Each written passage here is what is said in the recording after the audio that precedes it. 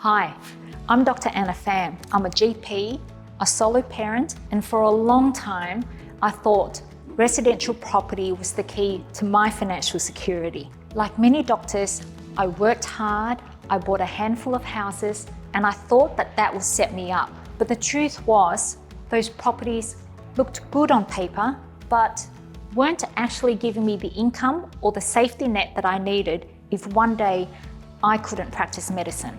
Everything changed when I bought my first commercial property on my own. That single purchase ended up outperforming my entire residential portfolio in both income and capital growth. It was a wake-up call. After that realization, I knew that I needed to scale this strategy properly. So I sought out a buyer's agent to help me acquire more commercial properties. In this video, I'll take you through one of those purchases, a property that now generates over $300,000 a year in passive income. More importantly, I'll share how this strategy has given me something I think every doctor deserves: choice. The choice to practice medicine because I love it, not because I'm forced to. The choice to spend more time with my children, knowing I have a reliable backup plan, and the peace of mind that comes from building long-term wealth outside of medicine. If you're a doctor who feels like your financial future is tied only to the hours you work in the clinic, I hope my story shows you what's possible when you explore commercial property with the right guidance. Anna, welcome to Perth.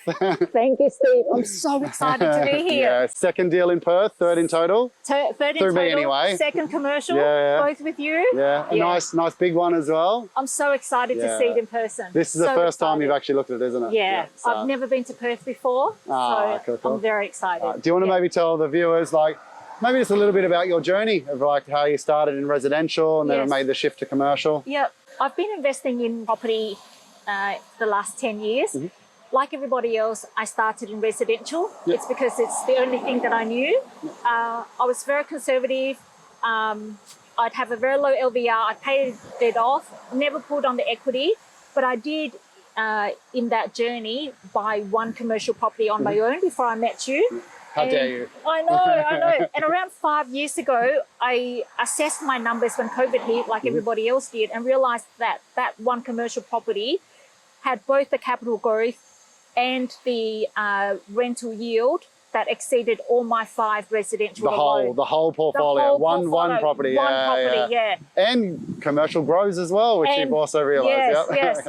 And so I've pivoted my strategy ever since. Yeah. So my strategy since then has been acquire commercial only. Mm-hmm. And with the current resi, it's either to value add onto them to create even more equity into them and income, or I'm extracting every single penny out of them or as much as possible, up to 68% LVR. I've been doing 50, but now we're on to 68% LVR in order to acquire something as beautiful as this. Thank you to your team. This is a good one. So we're in Scarborough Beach, which is in WA, literally I think about 400 metres from the beachfront with the whole entire retail strip. But one of the points I wanted to touch on is we actually did some property planning with you, and that's why we decided on kind of this one. And you actually found the numbers were threefold by buying commercial. There was 3 times the rent, same capital growth, everything just sped up literally a third the time. That's it. This was sold for $5 million with a 6% yield. So the net return on this is just over $300,000, right?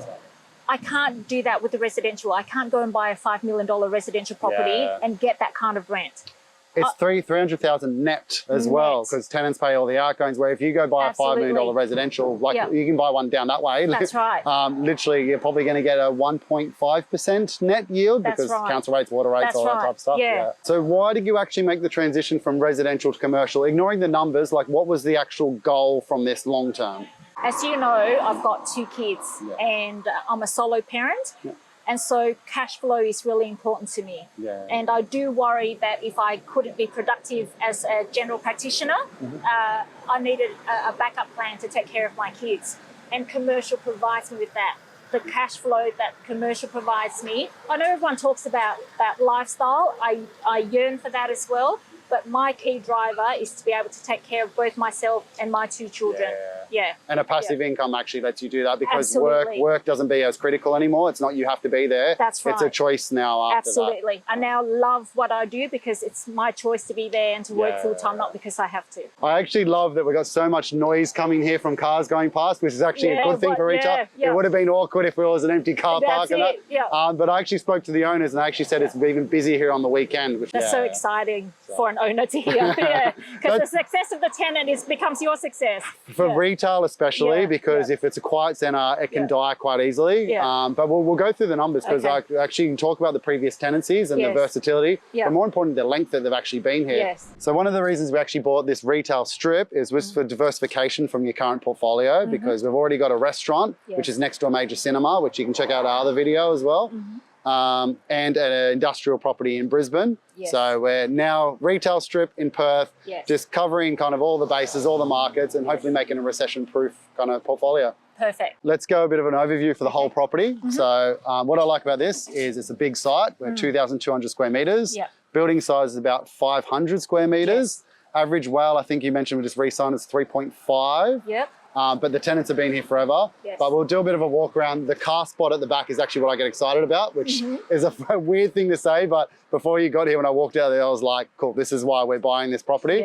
But also development potential as well. If they change zoning here, apartments on top, multi-tenancy, we've got room at the back. Normally what stops council approvals is car spot availability. So that's taken off the table now. But a good diverse range of tenants. We've got coffee shop, bakery, a restaurant slash with a license, they can sell cocktails and things as well, and a real estate agency. It's amazing. So the land is on 2,000 square metres and we've got 30 car parking spaces. And last I heard, you can build apartments up to 6 levels high. Which we're not going to do now, but it is a very powerful thing in 5-10 years time as a value add. Because we're only a few hundred metres from the beach, having an apartment or something like that will work. It's also, you can even build residentials on top. So I can just have retail down the bottom, residentials on top. So good value add, good versatility. Even the types of tenancies, we went back the last 20 years and saw a few variety of tenants, but 2 of the tenants, which we'll go through in a sec, have been there for 20 years, which is ridiculous. That's amazing. So obviously they like the area, they stay, they're prepared to pay the rent, and there's been 4% increases built into the rent. And as we've been here, I mean, it's got its own pull-in bay, which is amazing. That's part of the reason we like this as well. So it's for tradies and stuff as well. You've seen some trucks come through, they come in, they literally get their takeaway coffee and then they drive out. But then there's also the extra car spots out the back which will go around. That's it. And I know you're going to share some of the things that the owners have said about the uniqueness and the busyness of this place, of why they don't want chairs outside and things like that, which is just music to my ears. I did the creepy thing and obviously interviewed all the tenants as well. We did this as part of due diligence as well. We actually interviewed the tenants, but I actually physically went in and harassed them. So got some good things for Anna. Let's have a look at the actual tenancies we have in this mix, which is a really good mix. The first one we've got is actually the bakery, which most suburban retail centres need to have a good bakery. They've been there. That actually is really good. They've been here for, I think, 5 years, but you said they've just signed on a new one. I think this is quite a stable business because bakeries always do really well. But then we've also got a mix of office tenants, which is also really positive. Another cafe, which does really well takeaway, and then a restaurant as well, which we'll go through. But there's 2 that are actually really excited about. This one here, the real estate agency. It's been here for 20 years, one tenant.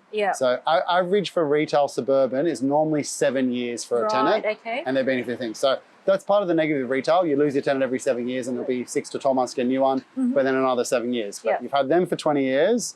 That one's been there for 5 years and just re-signed, which is great. And then moving on, we actually come up to the restaurant. They've been here for approximately, I think, 6 years, I think, from me. I need to check my notes. And again, I think they're going to stay long term because that's going to service the area. I actually spoke to the tenant on this one, and they said they get, because they've got a kids playground inside, they get a lot of families during the thing. And when I was here at 10 a.m, there was 4 families here. And weirdly, because we're a little bit back from the beach, they actually said they're busier in winter. So normally buying a beachfront location, summer is the pumping year. They get it because no one's at the beach anymore. They come for the little cozy restaurant. Also got a liquor license, so they actually do cocktails and nights as well. So it's a weird mix. You've got office tenant, you've got a bakery, you've got a restaurant / pub almost. And then moving on to the last one, which is actually the coffee shop. Funny enough, really cool. when I got the coffee, it was delicious coffee. The first thing I asked, if the cameraman's did a bit of a pan, I asked them, why don't they have any tables? And their response was, we get too busy on the weekends and it's filled up with people. So they just want to foot traffic. That's right. So I think they service the takeaway crews quite well, but coffee was delicious. But good mix of tenants, all busy. Spoke to all the owners, they're very happy as well, staying here long term, which is the most important one. But funnily enough, this tenancy took over about a year ago. Prior to that, it was a fish and chip shop for 20 years as well. So another good long-term tenant, but also good diversification. We've now got fish and chip. It could be a bakery, it could be a hairdresser, it could be a restaurant, it could be a bar. Really good diversification, but more importantly, versatility for the tenants, which is what we want. And you know what I love on top of everything that you've said? Just the quality of the fit out. Like the quality of the fit out is just stunning. It's gorgeous. You know they're going to take care of the place. I'm a coffee connoisseur and I was actually really impressed. I just had to purchase a modem from Telstra and had it express delivered to this site for the security team to give me access or install the CCTV cameras and give me access to it. I'm still waiting for the QR code to be sent to my phone so that I can access it, but yes. You can creepily watch on as well. But one of the reasons why we're actually talking about this is security is obviously really important for retail centres. More importantly, a bit of a tip for the people watching is you can lower your insurance premium for the building with security measures. So if you've got cameras, more fire extinguishers, more doors, there's a gate we can see as well, lock-up gate for nighttime and things like that, your insurance actually comes down, and because it's obviously net, it's more money in your pocket effectively as well. So 2,000 square metres, that's half an acre, Steve. Is it? I'm not good at acres. Because I live on 1 acre, that's 4,000, so 2,000 is half of that. Oh, is it? Yeah. I actually think it's 2,100 square metres. Oh, yes, it's over 2,000. Yeah, it's 2,100. And the building's 512 square metres, so you want to be precise. You know me. All right, but this is the part where I stupidly got excited, and this is going to be ridiculous because it's a car spot, but people don't understand how important car spots are, but I'm interested for you to see it the first time. The first thing I noticed when I got here and I walked out the back was actually the size, because you can look at some photos and videos and we send our inspectors and things like that, but when you actually come out here and you realize the proportion of the size to the actual building, just the amount of value add that you can actually do is ridiculous. That's amazing. Because like you mentioned, we can build 6 stories up for apartments. The biggest reason that gets rejected is car spots. So we've got some options there. In reality, if we're building 6, we can actually go down as well or have a multi-level. But just the size, that gives you the versatility. So I'm really excited about that, which sounds ridiculous that you've got this cool property near the beach with 4 cool tenants, and the car spot is what I really like about it. No, this is key. You're absolutely right. Land component is as well is really important, because that's where the capital growth comes from. We actually could have bought this, and I'll probably point out something small. We could have got this at a 6.5% net without this car spot. So if we just got a little one and it was just the front thing with the drive-in, probably would have been around 6.5. But by paying a small premium, we've now got huge development potential, car spot. You could probably even build more tenancies. Out the back here, I think is perfect for like a dog wash or a car wash bay and things like that as well. So you can do some value adds there. But yeah, cool things. Telecommunications, ATM machines, dog wash, extra tenancies. I think there's some cool options with this property. All right, so let's just summarize. Your beautiful building with development potential, lots of car spots, which I got really excited about. But the numbers again, 4.95 mil. About 300 grand of income. Which more incidentally, we actually were talking before, over 10 years of a property paying itself off, we should be close to $500,000 in passive income. So that's just this one property, not the other ones as well. So yeah, you're hopefully going to have a really nice retirement. A very nice retirement, But what do you think of the property? First time looking at it? It exceeds my expectations. It's just lovely. I mean, it was built in 2006, but it looks almost brand new, Steve. And that's credit to the tenancy. I think it's such high quality tenants who are taking care of their properties, who are putting in high quality fit outs, and it just looks so well loved and well taken care of, and I'm just really happy with that. Awesome. One of the things we were talking about off air was the busyness of the road. So we're actually in winter now. In summer, even our videographer was saying this road just gets crazy with cars going to Scarborough Beach, which is actually what you want in a retail. You want street exposure because they're going to be the ones that pull in. This is why we like the pull-in bay. Going to pull in, they're going to get their cakes, treats, coffees, food, and then head to the beach or going home from the beach. But exposure, foot traffic, road traffic for retail is paramount, and you've got all of it. Big car spot, street exposure, car exposure, foot traffic, and a pull-in bay. Like, I'm really happy with this purchase. Yeah, me too. And the cars have been non-stop, pulling in and out, in and out. It's been quite disruptive to our filming. That's it, that's it. But no, congratulations again, Anna. Thank you. And thank you to your team. Thank you.